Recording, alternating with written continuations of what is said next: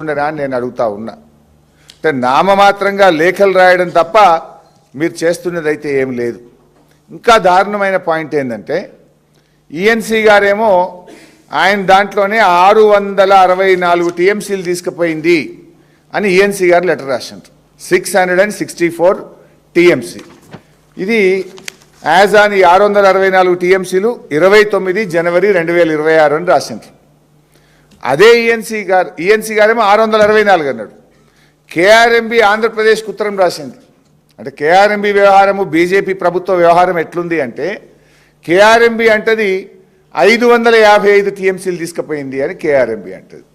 555 ఇది డేట్ ఎన్నడు 6 ఫిబ్రవరి లేటెస్ట్ 6 ఫిబ్రవరి 2026 నాడు కేఆర్ఎంబి ఆంధ్రప్రదేశ్కి రాసింది.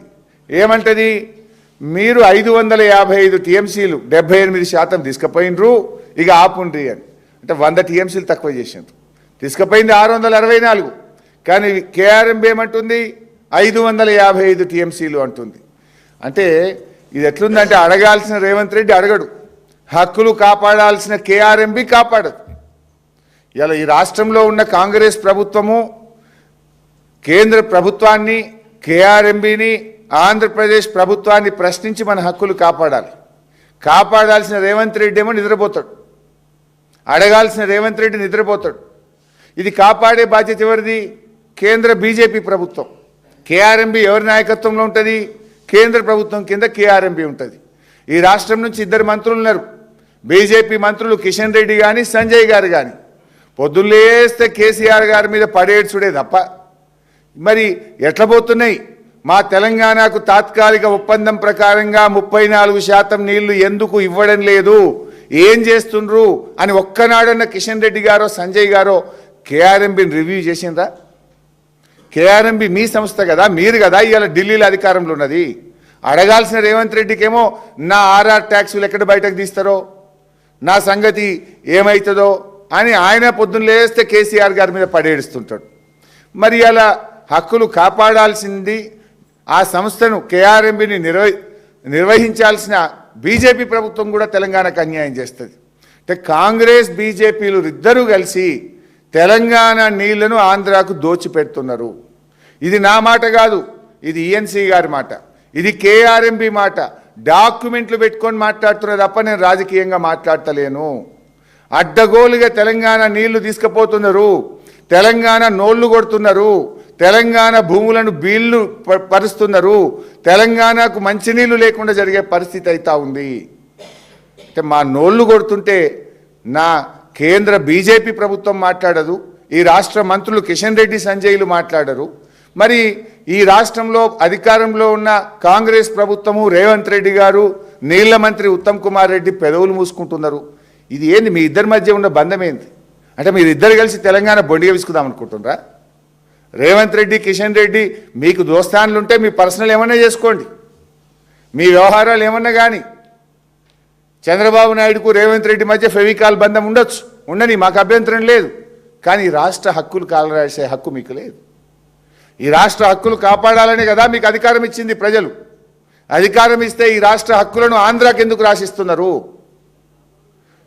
రేవంత్ రెడ్డి రాసిస్తాడు, బీజేపీ ప్రభుత్వం కళ్ళు మూసుకొని చూస్తూ ఉంటుంది.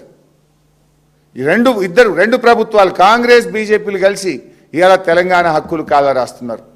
తెలంగాణ నోటికాడ బుక్కను ఎత్తగొడుతున్నారు. తెలంగాణ నీళ్లు ఆంధ్రాకు ధారాదత్తం చేస్తున్నారు. మేము దీన్ని చాలా తీవ్రంగా ఖండిస్తూ ఉన్నాం. తక్షణమే దీని మీద స్పందించాలని, ఆంధ్రప్రదేశ్ నీటి మళ్లింపును నిలిపివేయాలని, క్యారీ ఫార్వర్డ్ కింద తెలంగాణ నీళ్లను సాగర్ శ్రీశైలంలో ఆపి పెట్టాలని చెప్పి మేము ఇటు బీజేపీని కేఆర్ఎంబిని డిమాండ్ చేస్తూ ఉన్నాం. ఒకవేళ ఈ సంవత్సరానికి వాడుకోంగా ఏమైనా మిగిలితే క్యారీ ఫార్వర్డ్ విధానం ఉంటుంది. సాగర్లో శ్రీశైలంలో ఆపి పెట్టుకుంటే వచ్చే వానకాలం పంటలకు నారుమల్లకు ముందుగానే నీళ్ళు ఇచ్చుకునే అవకాశం ఉంటుంది. దురదృష్టవశాత్తు వచ్చే సంవత్సరం కరువు వచ్చినా మన నీళ్లు మనకు అక్కడ ఉంటే మంచినీళ్లకు హైదరాబాద్కు దక్షిణ తెలంగాణకు ఇబ్బంది లేకుండా ఉంటుంది. మీరు ఎట్లా వదిలిపెడుతున్నారు? ఎంతసేపు కేసీఆర్ గారి మీద పడేడ్చుడేనా? ఆ బీజేపీ వాళ్ళు కేసీఆర్ గారి మీదనే పడేడుస్తారు. కాంగ్రెస్ వాళ్ళు పొద్దుగాలేస్తే కేసీఆర్ గారి మీద పడేయడము, కేసీఆర్ గారు జపం చేయడమే రేవంత్ రెడ్డికి. చిచ్చాట్లు పెట్టుడు, ప్రభుత్వ పైసలతో ఎన్నికల ప్రచారాలు చేసుడు, కేసీఆర్ గారి మీద పడియేయడమేనా? రాష్ట్ర హక్కులు కాపాడరా? మీకు బాధ్యత లేదా?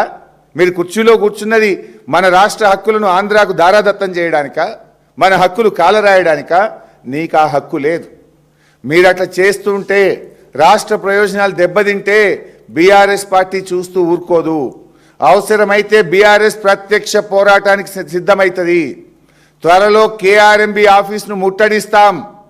అవసరమైతే మా ఎంపీలు కేంద్రంలో జలవనరుల శాఖ మంత్రిని కలిసి, బీఆర్ఎస్ ఎంపీలు తెలంగాణకు జరుగుతున్న అన్యాయం మీద కేంద్ర మంత్రికి చెప్తాం. పార్లమెంట్లో కూడా ఈ అంశాన్ని గట్టిగా లేవనెత్తుతాం. 8 ఎంపీలు కాంగ్రెస్ గెలిచినా, 8 ఎంపీలు బీజేపీ గెలిచినా తెలంగాణ హక్కులు కాలరాయబడుతుంటే కాంగ్రెస్ ఎంపీలు పెదవి విప్పరు, బీజేపీ ఎంపీలు రాష్ట్ర హక్కులు కాపాడరు. ఇది ఎక్కడి అన్యాయము? బట్ అయినా బీఆర్ఎస్ రాజ్యసభలో మాకున్న 4 ఎంపీలు రాజ్యసభలో ప్రస్తావిస్తాం, కేంద్ర ప్రభుత్వం దృష్టికి తీసుకుపోతాం. బీఆర్ఎస్ ఆధ్వర్యంలో కేఆర్ఎంబీ ఆఫీసును ముట్టడించి మేము ఒత్తిడి పెంచుతాం. ఈ రాష్ట్ర హక్కుల కోసం బీఆర్ఎస్ పోరాటం చేస్తుంది. Thank you.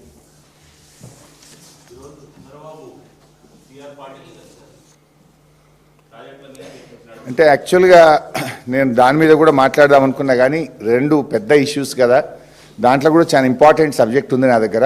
బహుశా ఈ వారం రోజులు మేము కూడా ఎన్నికల బిజీలో ఉంటిమి. రేపు ఎల్లుండి ఈ గోదావరి పెన్నా బేసిన్ మీద ఇవన్నీ విషయాలు కూడా కొన్ని ఇంపార్టెంట్ ఇష్యూస్ ఉన్నాయి. దాని మీద నేను మళ్ళీ 1-2 రోజుల్లో మాట్లాడతా. ఇంకా చాలా ఉన్నాయి. టెలిమెట్రీ కూడా ఉంది.